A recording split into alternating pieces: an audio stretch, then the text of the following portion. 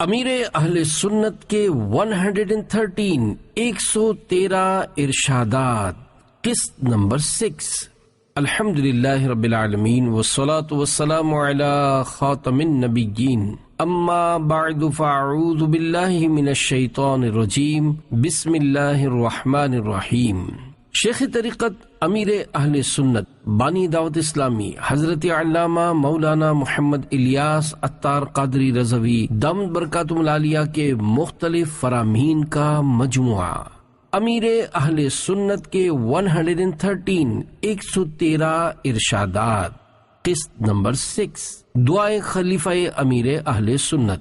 یا رب المصطفیٰ، جو کوئی 14 صفحات کا رسالہ امیر اہل سنت کے 113 ارشادات پڑھ یا سن لے، اسے بزرگان دین کی محبت عطا فرما، ان کے نقش قدم پر چلا اور اس کے ایمان کی حفاظت فرما، آمین بجاہ خاتم النبیین صلی اللہ علیہ وآلہ وسلم۔ درود شریف کی فضیلت، فرمانے آخری نبی صلی اللہ علیہ وآلہ وسلم، جس نے مجھ پر صبح و شام 10 بار درود پاک پڑھا، اسے قیامت کے دن میری شفاعت ملے گی۔ صلو علی الحبیب صلی اللہ علی محمد۔ قرآن کریم اور احادیث کریمہ میں علم دین اور علماء دین کی بہت زیادہ فضیلت و عظمت بیان کی گئی ہے، جس میں اس بات کی طرف اشارہ ملتا ہے کہ ہمیں بھی علم دین اور علماء دین سے نہ صرف محبت و احترام کا معاملہ کرنا چاہیے، بلکہ ان کی باتوں پر عمل کر کے اپنی دنیا و آخرت کی بہتری کا سامان کرنا چاہیے۔ چنانچہ علماء دین میں سے دور حاضر میں ایک مشہور نام امیر اہل سنت حضرت علامہ مولانا محمد الیاس عطار قادری دامت برکاتہ العالیہ کا بھی ہے۔ آپ کے فیض اثر سے لاکھوں مسلمانوں کی اصلاح ہوئی۔ اس رسالے میں آپ کے پیارے پیارے فرامین ذکر کیے گئے ہیں۔ ان ارشادات کا مطالعہ کر کے نہ صرف ان پر عمل کیجیے بلکہ دوسروں تک بھی پہنچائیے، انشاءاللہ اس کی خوب برکتیں حاصل ہوں گی۔ نمبر 1، یہ تمنا کرنا درست نہیں کہ میرے ماں باپ مجھے سب بہن بھائیوں سے زیادہ پیار کریں، البتہ یہ تمنا کر سکتے ہیں کہ مجھے بہت پیار کرے اور اس کے لیے ان کا ہر جائز کام فوراً کرے اور ان کی خوب خدمت کرے۔ نمبر 2، موقع دیکھ کر اور اجازت لے کر عالم سے مسئلہ پوچھا جائے، عالم صاحب منع کر دیں تو ناراض نہ ہوں۔ نمبر 3، حب مداح یعنی اپنی تعریف چاہنے کا جذبہ اچھا نہیں، یہ باطنی بیماری ہے اور اس کی وجہ سے بندہ کئی گناہوں میں مبتلا ہو سکتا ہے۔ نمبر 4، چھینک آنے پر حمد کرنی چاہیے اور آواز پست یعنی آہستہ کرنے کے لیے منہ پر رومال یا ٹشو وغیرہ رکھنے میں حرج نہیں بلکہ اچھا ہے۔ نمبر 5، اللہ پاک نے جیسا بنایا ہے اس پر راضی رہنا چاہیے، البتہ حسن کے لیے سفید رنگ ہونا ضروری نہیں۔ نمبر 6، جو ہر ایک کو اہمیت دے، اسے محبت دے اور اس کی حیثیت کے مطابق عزت دے تو وہ شخص ہر دل عزیز یعنی سب کا پسندیدہ ہوگا۔ نمبر 7، بندے سے گناہ ہو جائے تو ڈرے کہ اللہ پاک ناراض نہ ہو جائے اور نیکی کی سعادت پائے تو بھی ڈرے کہ نہ جانے قبول ہوئی ہے یا نہیں۔ نمبر 8، کوئی شخص ہماری برائی کرے تو اس سے ناراض ہونے، کسی کے سامنے معاذ اللہ اس کی برائی کرنے کے بجائے صبر کریں بلکہ اسے تحفہ روانہ کر دیں، اس سے نفرتیں دور اور محبتیں بڑھیں گی۔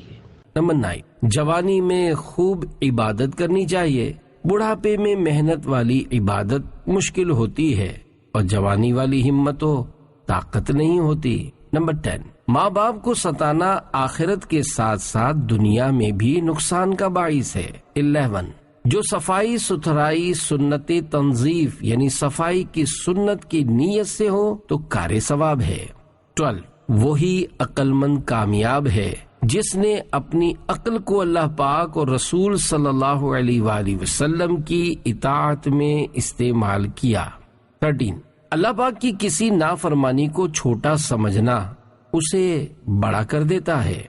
14، کوئی احسان کرے یا ہمارا کوئی کام کر دے یا راحت پہنچائے تو اس کا شکریہ ادا کرنے کے لیے زبان سے شکریہ کے الفاظ کہے، جزاک اللہ خیرا کہہ دے۔ 15 ماں باپ کی فرما برداری کرنا بھی ان کے احسانات کا شکریہ ادا کرنے کی ایک صورت ہے۔ 16 بیرون ملک کا ویزا 100% سچ بول کر ہی حاصل کیا جائے۔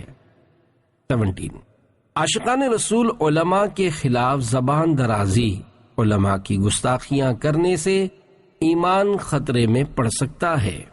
18 عاشقان رسول اپنی بچیوں کو پوری آستین والے اور زنانہ کپڑے پہنایا کریں۔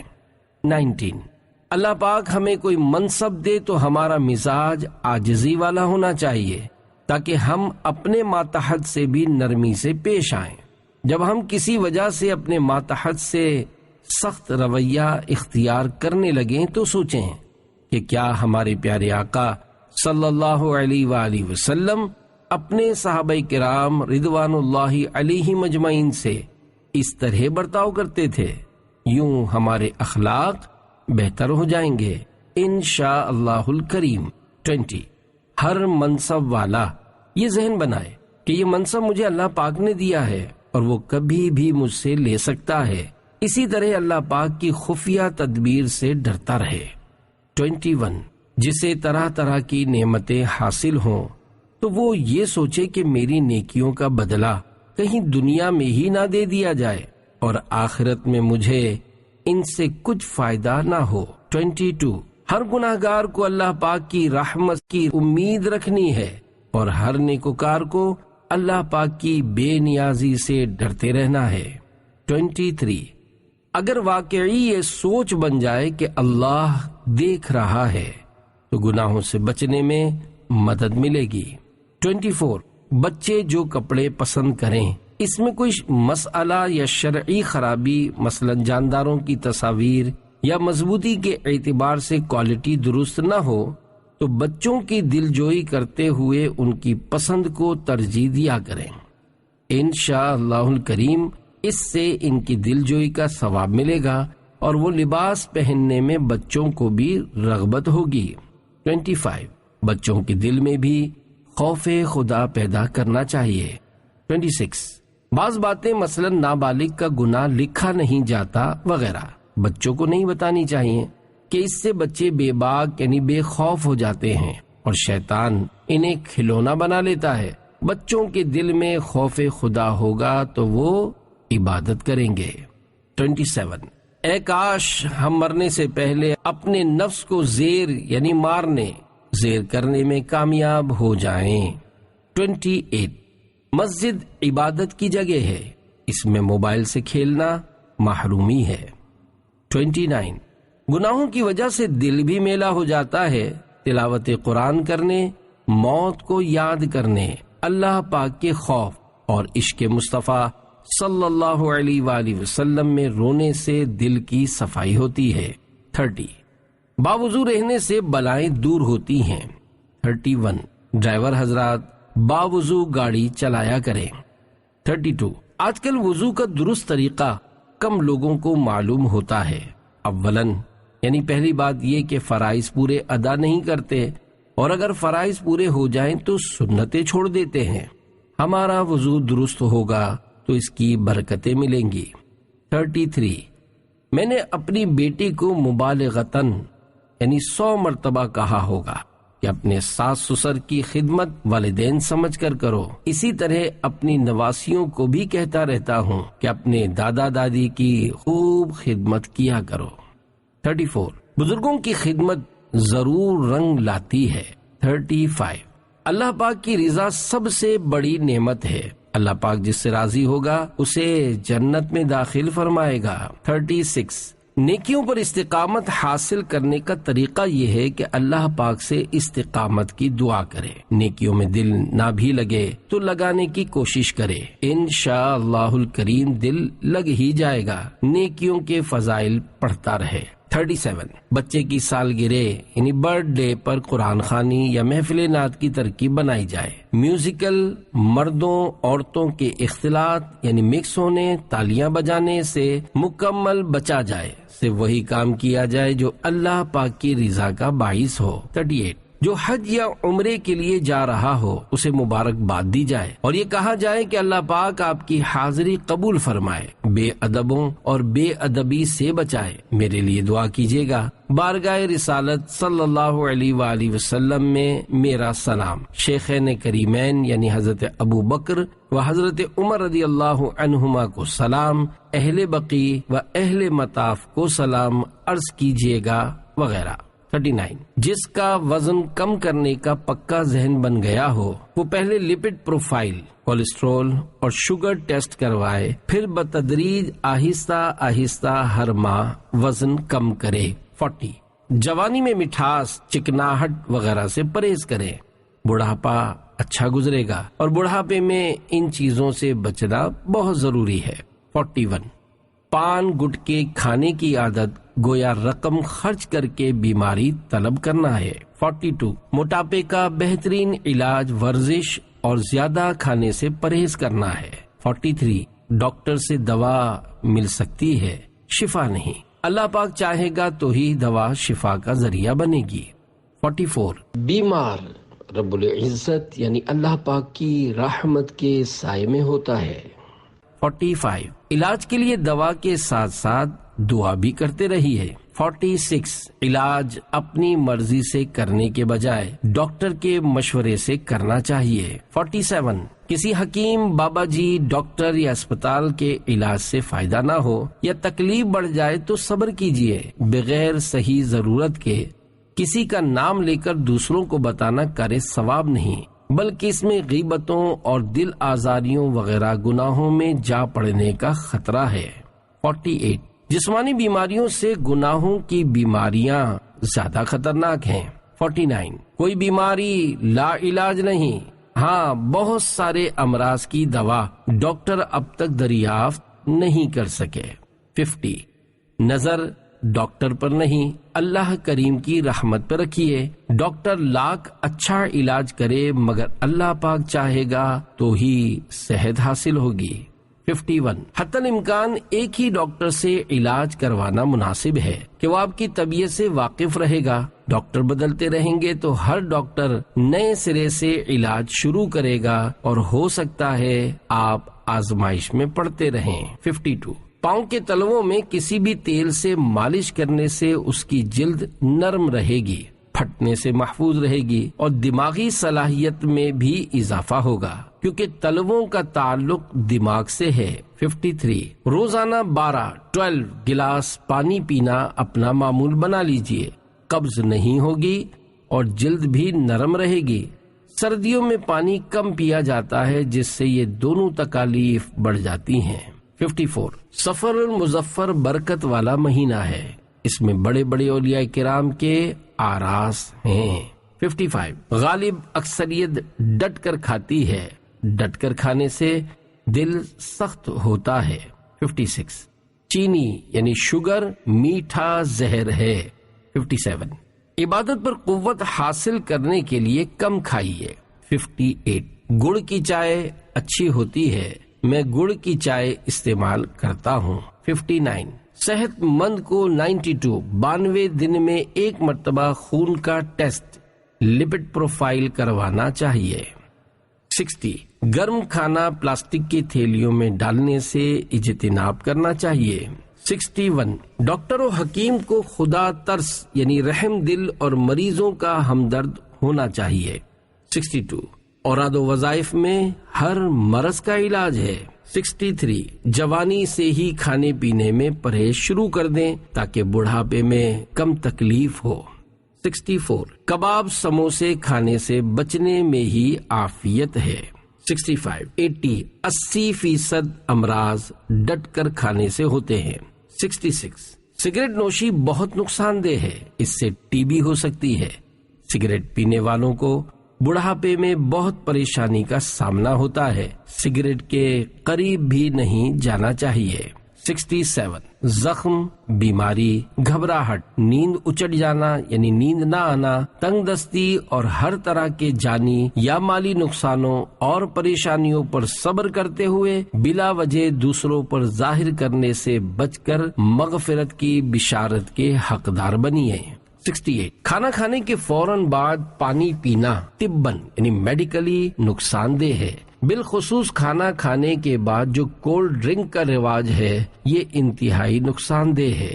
69 گرمیوں میں 2 مشروب کچی لسی اور لیمو کی سکنجین فائدہ مند ہیں۔ 70 ورزش بہت ساری بیماریوں سے بچنے کا ذریعہ ہے۔ 71 جوڑوں کے درد کا علاج، 1 عدد بھنڈی سر سے لے کر دم تک بیچ میں سے چیرا لگا لیں اور اس کو کم از کم 12 گھنٹے پانی میں بھگو کر رکھیں، پھر اسی پانی میں اس کو نچوڑ کر اس کا پانی پی لیں، جوڑوں کے درد سے نجات ملے گی انشاءاللہ الکریم۔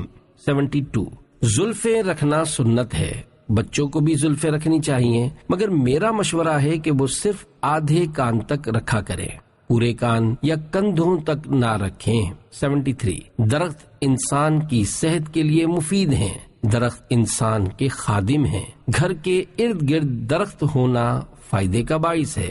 74 جب سورج طلوع یا غروب ہو تو 20 یا 25 منٹ کی دھوپ چھوٹے بڑے سب کے لیے فائدے مند ہے۔ 75 گاجر کے موسم میں روزانہ 1 گاجر کھانے سے بینائی تیز ہوتی ہے۔